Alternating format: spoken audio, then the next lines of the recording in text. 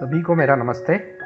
शासकीय प्राथमिक विद्यालय गुर्दाखेड़ी से मैं विवेक शर्मा अपने सभी साथियों के साथ हमारी पाठशाला में आप सभी का स्वागत करता हूं।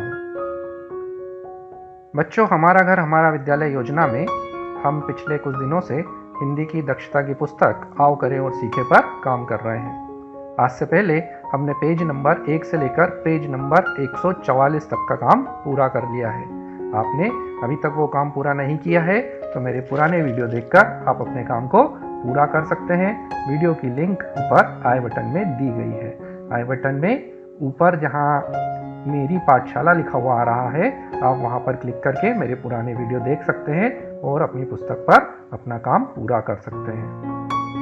बच्चों, साप्ताहिक समय सारणी के अनुसार आज हमें जो काम हमारी हिंदी की दक्षता की पुस्तक पर पूरा करना है वो पेज नंबर 145 से लेकर 147 तक का रहेगा और आज हम इसी काम को पूरा करेंगे। तो बच्चों, देर किस बात की, चलो फिर शुरू करते हैं और कुछ नया सीखते हैं।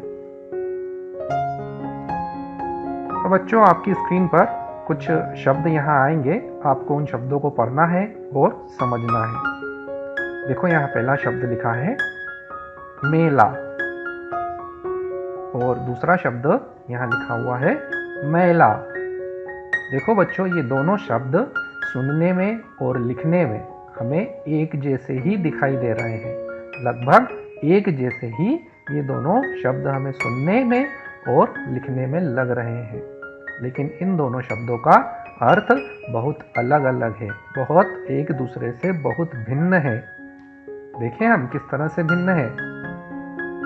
यहाँ पर जो पहला शब्द दिया है मेला, उसका अर्थ होता है किसी त्योहार पर लगा हुआ बाजार। इस शब्द का हम वाक्य में प्रयोग करके देखते हैं, तब हमें इसका अर्थ और अधिक अच्छे से समझ में आ जाएगा। देखो, हमने यहाँ वाक्य बनाया, कल हम मेला घूमने गए थे। तो बच्चों, समझ में आया आपको इस मेला शब्द का अर्थ। इसी तरह से यहाँ दूसरा जो शब्द दिया है मेला, इस शब्द का अर्थ है गंदा। इसका हम वाक्य में प्रयोग करते हैं और इस शब्द को समझते हैं। देखो, यहाँ हमने वाक्य बनाया, यह कपड़ा बहुत मेला हो गया है। इस मेला का अर्थ है कि यह कपड़ा बहुत गंदा हो गया है। तो देखा बच्चों आपने, ये दोनों शब्द मेला और मैला सुनने में और लिखने में लगभग एक जैसे हैं, लेकिन इनके अर्थ में बहुत भिन्नता है। हम दूसरे शब्द को देखते हैं। देखो, यहाँ लिखा है समान और दूसरा शब्द यहाँ लिखा है सामान। ये दोनों शब्द भी हमें सुनने में और लिखने में लगभग एक जैसे ही दिखाई दे रहे हैं, सुनने में एक जैसे ही सुनाई दे रहे हैं। इनका उच्चारण हमें एक जैसा ही सुनाई दे रहा है। पहला शब्द है समान और दूसरा शब्द है सामान, लेकिन ऊपर के दोनों शब्दों की तरह ही इन शब्दों का अर्थ भी बहुत भिन्न भिन्न है। यहाँ पहला शब्द है समान, इस शब्द का अर्थ है बराबर। यहाँ हम इसको वाक्य में प्रयोग करके और अधिक ठीक से समझने का प्रयास करते हैं। इस समान शब्द का हम वाक्य में प्रयोग करते हैं। मुझे और मेरे दोस्त को समान अंक मिले हैं। यहाँ पर इस समान का मतलब है बराबर। मुझे और मेरे दोस्त को बराबर अंक मिले हैं। तो बच्चों, ये समझ में आया आपको समान शब्द का अर्थ। उसी तरह से यहाँ दूसरा जो शब्द दिया है सामान, इस शब्द का अर्थ होता है कोई वस्तु। हम कहते हैं ना किसी को कि मेरा सामान वहाँ रखा है, मेरा सामान तूने ले लिया है, तो यह वह सामान है, कोई वस्तु। इसको हम वाक्य में प्रयोग करके देखते हैं। तुमने मेरा सामान क्यों ले लिया। देखा बच्चों, यहाँ हमने सामान शब्द का वाक्य में प्रयोग करके इसे समझने का प्रयास किया। इन दोनों शब्दों में सुनने में और लिखने में बहुत अधिक समानता है, लेकिन इनके अर्थ भी भिन्न भिन्न है। हम एक शब्द को और देखते हैं। यहाँ लिखा है दिन और एक शब्द लिखते हैं, यहाँ लिखा है दीन। ये दोनों शब्द भी सुनने में और लिखने में लगभग एक जैसे ही दिखाई दे रहे हैं, सुनाई दे रहे हैं, लेकिन इन दोनों शब्दों का अर्थ भी बहुत भिन्न भिन्न है। पहला शब्द है दिन, इसका अर्थ होता है दिवस। इसका हम वाक्य में प्रयोग करके इसे समझने का प्रयास करते हैं। आज दिन में बहुत बारिश हो रही थी। देखो यहाँ लिखा हुआ है दिन, इससे आज दिन में बहुत बारिश हो रही थी। हमने यहाँ दिन शब्द का वाक्य में प्रयोग किया। यहाँ दूसरा शब्द लिखा है दीन, इस शब्द का अर्थ होता है गरीब। इसे भी हम वाक्य में प्रयोग करके देखते हैं। हमें दीन और दुखियों की मदद करनी चाहिए। इसका मतलब है कि हमें गरीब और दुखियों की मदद करनी चाहिए। तो देखा बच्चों आपने, ये दोनों शब्द भी दिखने में और सुनने में लगभग एक जैसे ही हैं, लेकिन इन दोनों शब्दों का अर्थ भी बहुत अलग अलग है।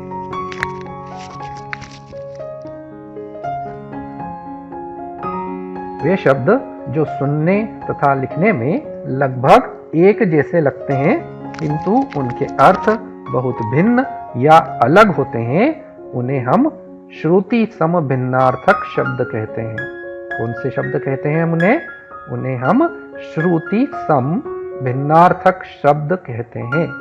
श्रुति का मतलब होता है सुनना, सम का मतलब होता है समान, यानी सुनने में समान होना, और भिन्नार्थक का मतलब है जिनके अर्थ अलग अलग होते हैं। सुनने में समान है लेकिन उनके अर्थ अलग अलग होते हैं, ऐसे शब्दों को हम श्रुति सम भिन्नार्थक शब्द कहते हैं। बच्चों, इन शब्दों को समझने के लिए हम अपनी पुस्तक की ओर चलते हैं। तो देखो बच्चों, मैंने यहाँ अपनी पुस्तक से पेज नंबर 145 निकाल लिया है। आप भी अपनी पुस्तक से पेज नंबर 145 निकाल लें। इस पेज पर हमें सबसे ऊपर दिनांक डालनी है। आप यहाँ से देखकर अपनी पुस्तक पर दिनांक डाल लें। दिनांक डालने के बाद हमें इस पेज पर जो काम करना है वो है श्रुति सम भिन्नार्थक शब्दों को समझना। देखो बच्चों, यहाँ लिखा है पढ़ो और समझो।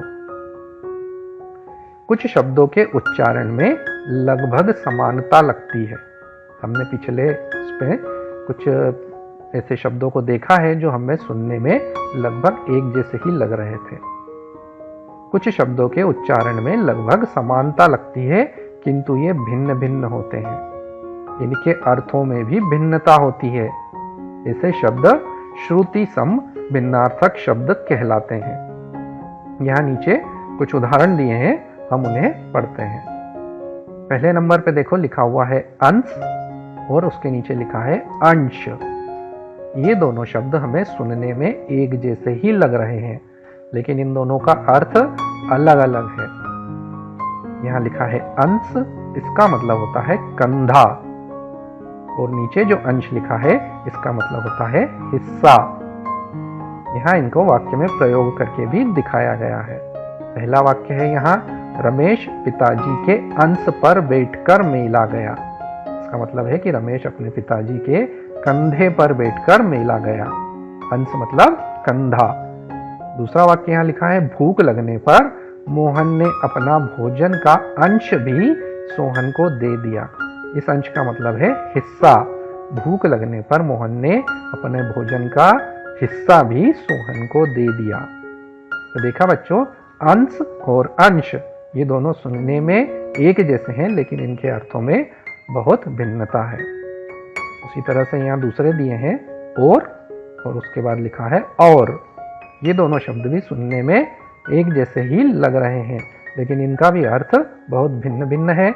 पहले और का मतलब है तरफ, और दूसरे और का मतलब है तथा या अधिक।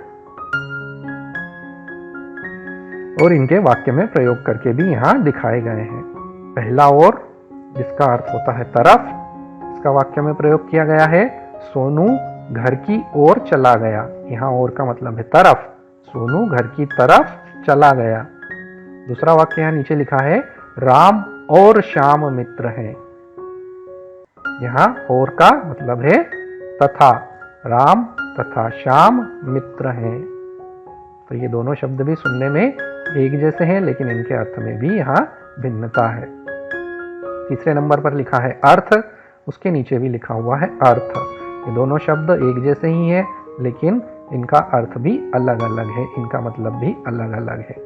पहला अर्थ है, इसका मतलब है मतलब, और यहाँ वाक्य में प्रयोग किया गया है पंकज का अर्थ कमल है, यानी पंकज का मतलब कमल है। यहाँ अर्थ का जो हम मतलब निकालेंगे वो मतलब ही निकलेगा। पंकज का मतलब है कमल। और यहाँ दूसरा शब्द लिखा है अर्थ, इसका मतलब होता है धन। वाक्य में प्रयोग किया गया है यातायात नियम तोड़ने पर अर्थदंड होता है। इसका मतलब है कि अगर हम यातायात के नियमों को तोड़ेंगे तो हमें धन देना पड़ेगा, हमें जो दंड मिलेगा वो धन देने के रूप में मिलेगा। यहाँ अर्थ का मतलब है धन। चौथा यहाँ दिया है अन्न और उसके नीचे लिखा हुआ है अन्य। ये दोनों भी हमें सुनने में लगभग एक जैसे दिख रहे हैं, सुनाई दे रहे हैं, लेकिन इनके अर्थ में भी बहुत भिन्नता है। पहले शब्द लिखा है अन्न, इसका मतलब होता है अनाज। वाक्य में प्रयोग किया है अन्न थाली में नहीं छोड़ना चाहिए। इसका मतलब है हमें अनाज को या खाने की वस्तु को थाली में नहीं छोड़ना चाहिए। दूसरा यहाँ लिखा है अन्य, इसका मतलब होता है दूसरा। वाक्य में प्रयोग किया गया है वृक्षारोपण के लाभ अन्य को भी बताएं। इसका मतलब है कि वृक्षारोपण के लाभ दूसरों को भी बताएं। यहाँ अन्य का मतलब है दूसरों को भी। तो देखा बच्चों, आपने यहाँ जो शब्द दिए हैं ये सुनने में लगभग एक जैसे हैं, लेकिन इनके अर्थ में बहुत भिन्नता है। ऐसे शब्दों को हम श्रुति सम भिन्नार्थक शब्द कहते हैं। इस पेज का काम हमने पूरा कर लिया है। हम अगले पेज की ओर चलते हैं। तो बच्चों, मैंने यहाँ अपनी पुस्तक से पेज नंबर 146 निकाल लिया है। आप भी अपनी पुस्तक से पेज नंबर 146 निकाल लें। इस पेज पर हमें जो काम करना है वो है निम्नलिखित शब्दों का अर्थ लिखिए। इस काम को करने से पहले हम इस पेज पर दिनांक डालेंगे। आप यहाँ से देखकर दिनांक डाल लें। दिनांक डालने के बाद हम इस पेज का काम पूरा करेंगे। निम्नलिखित शब्दों का अर्थ लिखिए। इस काम को हमें यहाँ पूरा करना है। यहाँ नीचे कुछ शब्द दिए गए हैं और इन शब्दों का हमें पढ़कर उनका अर्थ लिखना है। ये शब्द भी सुनने में लगभग एक जैसे शब्द ही हैं और इनके अर्थ अलग अलग हैं। देखो, यहाँ पहला लिखा है भाव। इस शब्द का अर्थ होता है विचार। हमारे मन में जो विचार आते हैं उन्हें हम भाव भी कहते हैं। मेरे मन में भाव आया है, मेरे मन में विचार आया है। यहाँ भाव का अर्थ है विचार। उसी के नीचे लिखा हुआ है भव। इसका अर्थ होता है जन्म। ये दोनों शब्द सुनने में एक जैसे हैं, लेकिन इनके अर्थ भी अलग अलग हैं। उसी तरह से नीचे यहाँ लिखा है रात। इसका मतलब होता है रात्रि। और उसके नीचे लिखा हुआ है रत। इसका मतलब होता है लीन। ये दोनों शब्द भी सुनने में एक जैसे हैं, रात और रत, लेकिन इनके अर्थ भी अलग अलग हैं। देखो, यहाँ लिखा है बैर। इसका मतलब होता है दुश्मनी। और इसके नीचे लिखा है बेर। इसका मतलब होता है एक फल का नाम। हमें बेर खाना बहुत पसंद है, ये वही बेर है।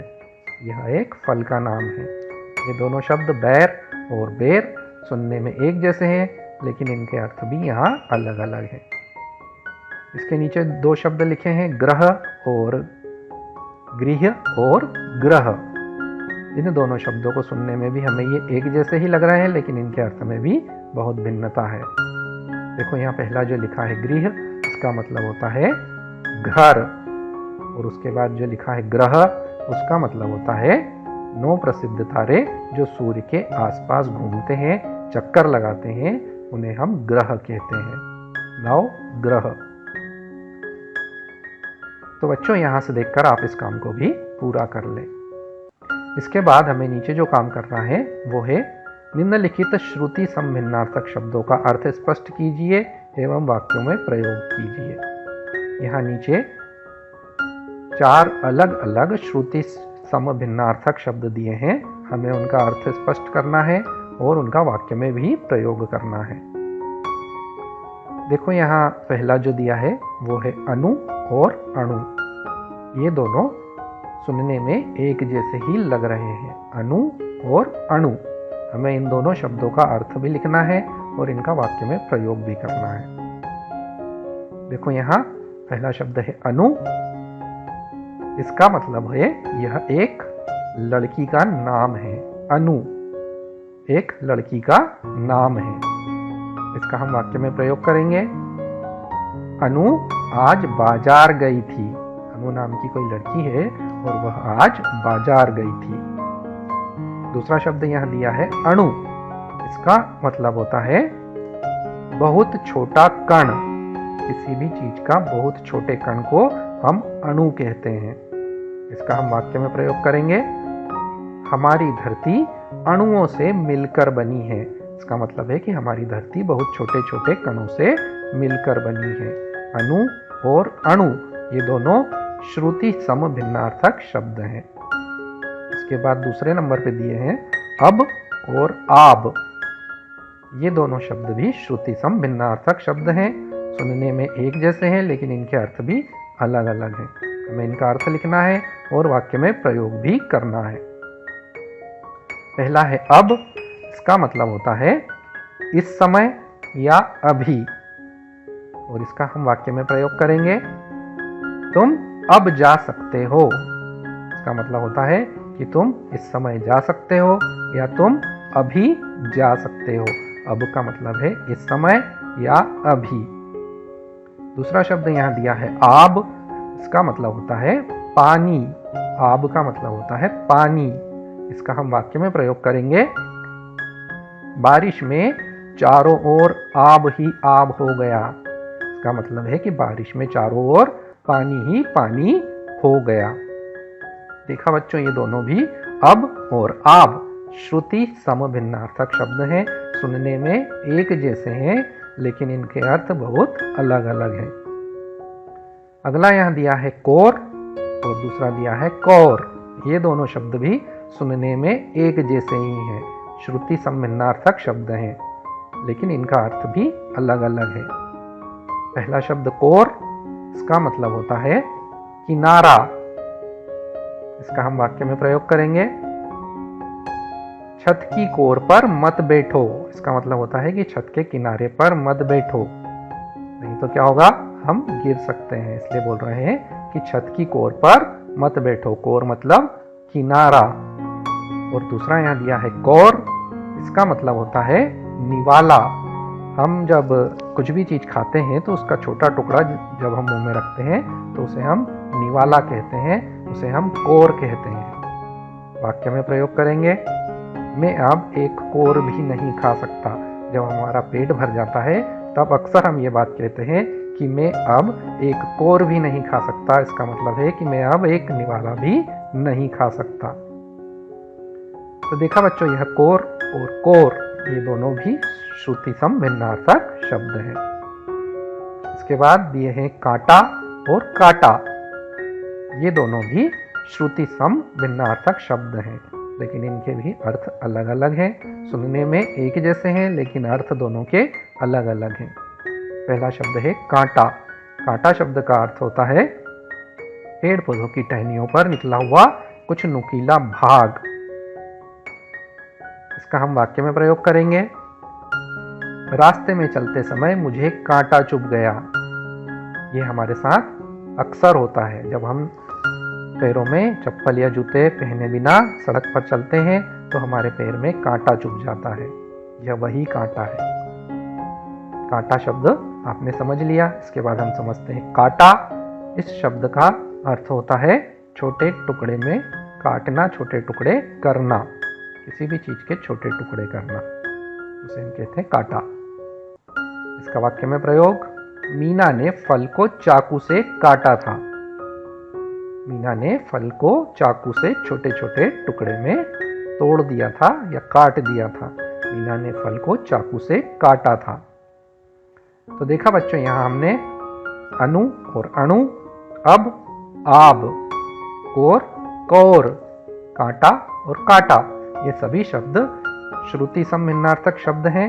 ये सुनने में हमें लगभग एक जैसे लगते हैं लेकिन इनके अर्थ बहुत अलग अलग हैं, इसलिए हम इन्हें श्रुति सम भिन्नार्थक शब्द कहते हैं।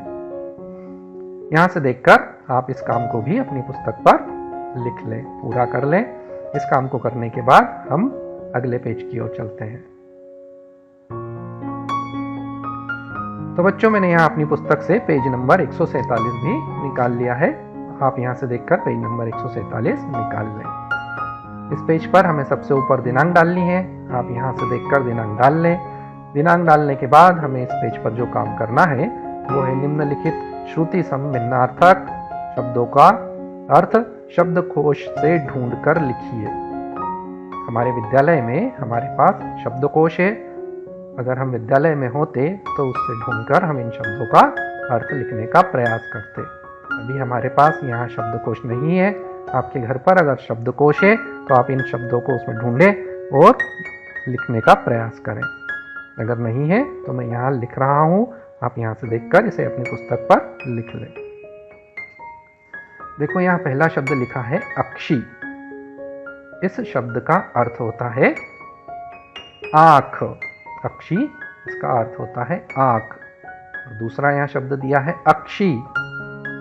सुनने में दोनों शब्द एक जैसे हैं लेकिन इनके अर्थ अलग अलग हैं। यहाँ नीचे जो अक्षी लिखा है इसका अर्थ है निवास।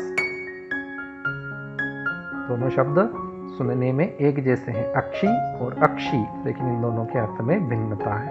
तो ये दोनों भी श्रुति सम भिन्नार्थक शब्द हैं। अगला जो शब्द दिया है अब, ये हमने पहले देखा था। अब का मतलब होता है अभी या इसी समय। दूसरा शब्द है आब, इसे भी हमने पहले देखा था। इसका मतलब होता है पानी। अब और आब ये दोनों भी श्रुति सम भिन्नार्थक शब्द हैं। इसके बाद है फुल और फूल। फुल शब्द, इसका अर्थ होता है फुलाव, और फूल इस शब्द का अर्थ होता है पुष्प। फुल और फुलाव ये दोनों भी श्रुति सम भिन्नार्थक शब्द हैं। इन दोनों को सुनने में हमें एक जैसे लगते हैं लेकिन इनके अर्थ में बहुत भिन्नता है। अगला है यहाँ कोर। ये हमने पहले भी देखा है। कोर का मतलब होता है किनारा, और उसके नीचे लिखा है कौर। इसका मतलब होता है निवाला। ये दोनों शब्द भी हमने पिछले पेज पर देख लिए थे। तो बच्चों, यहाँ से देखकर आप इन शब्दों के अर्थ अपनी पुस्तक में लिख लें।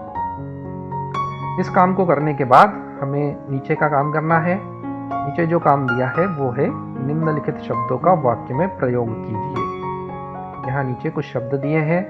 इन शब्दों का हमें वाक्यों में प्रयोग करना है। पहला शब्द है पीता, उसके बाद है पिता, उसके बाद है दिया, और उसके नीचे लिखा है दिया। ये भी श्रुति सम भिन्नार्थक शब्द हैं। हमें इनके अर्थों को समझकर इनका वाक्य में प्रयोग करना है। देखो, पहला शब्द है यहाँ पीता। यहाँ हमें इसे वाक्य में प्रयोग करना है। देखो, हम यहाँ वाक्य बनाएंगे। वह दिन में 5 गिलास पानी पीता है। यहाँ देखो, हमने पीता शब्द का वाक्य में प्रयोग किया है। दूसरा वाक्य हम यहाँ बनाएंगे। बिल्ली का छोटा बच्चा दूध पीता है। देखो, यहाँ भी पीता शब्द का हमने वाक्य में प्रयोग किया है। इसके नीचे जो लिखा है पिता, इसका मतलब होता है पापा, जिनको हम पापा बोलते हैं। यहाँ इसका भी हमें वाक्य में प्रयोग करना है। देखो, हमने वाक्य बनाया, तुम्हारे पिता का नाम क्या है। दूसरा वाक्य हम बनाएंगे, मैं अपने पिता का आदर करता हूँ। यहाँ ये दोनों पिता शब्द का अर्थ है पिताजी। इसके नीचे जो शब्द दिया है वो है दिया। इसका अर्थ होता है किसी को कोई चीज देना। देखो, यहाँ वाक्य में प्रयोग करेंगे। यह खिलौना मुझे मेरी माँ ने दिया है। देखो, हमने यहाँ दिया शब्द का वाक्य में प्रयोग किया है। दूसरा वाक्य हम यहाँ बनाएंगे, उसने जवाब दिया कि वह कल आएगा। देखो, यहाँ भी दिया शब्द का हमने वाक्य में प्रयोग कर लिया है। अगला यहाँ दिया हुआ है दिया। इसका मतलब होता है दीपक। जो हम दिया जलाते हैं उसका यहाँ वाक्य में प्रयोग करना है। देखो, मैंने वाक्य बनाया, उजाले के लिए दिया जला दो। उजाले के लिए दिया जला दो। यहाँ हमने दिया शब्द का वाक्य में प्रयोग किया है। एक वाक्य और हम बनाते हैं, मैं बाजार से दिया खरीद लाया हूँ। मैं बाजार से क्या खरीद लाया हूँ? मैं बाजार से दीपक यानी दिया खरीद लाया हूँ। इस तरह से हमने इन चारों शब्दों का वाक्य में प्रयोग कर दिया है। आप यहाँ से देखकर इस काम को भी अपनी पुस्तक पर पूरा कर लें। तो बच्चों, आज हमने कुछ ऐसे शब्दों को देखा है जो सुनने में तो लगभग हमको एक जैसे ही लगते हैं। उच्चारण करने में वे हमें लगभग समान ही सुनाई देते हैं, लेकिन उन शब्दों का अर्थ बहुत अलग अलग होता है और ऐसे शब्दों को हम श्रुति सम भिन्नार्थक शब्द कहते हैं। इस बात को आप याद कर लें कि जो शब्द हमें सुनने में तो लगभग एक जैसे लगे लेकिन उनका अर्थ अलग अलग हो, उन्हें हम श्रुति सम भिन्नार्थक शब्द कहते हैं। तो बच्चों, हमारा आज का काम यहीं तक था। इसको हमने पूरा कर लिया है। हम फिर मिलेंगे नए काम के साथ। तब तक के लिए नमस्ते। आप सभी के सहयोग के लिए बहुत बहुत धन्यवाद। मेरा वीडियो अगर आपको पसंद आया हो तो वीडियो को लाइक करें, कमेंट बॉक्स में अपने कमेंट लिखें। मेरे चैनल को अभी तक सब्सक्राइब नहीं किया है तो सब्सक्राइब कर लें और घंटी के बटन को दबाकर ऑल पर सेट कर दें ताकि आने वाले वीडियो की सूचना आपको आसानी से मिल सके। तो एक बार फिर मिलते हैं, तब तक के लिए नमस्ते।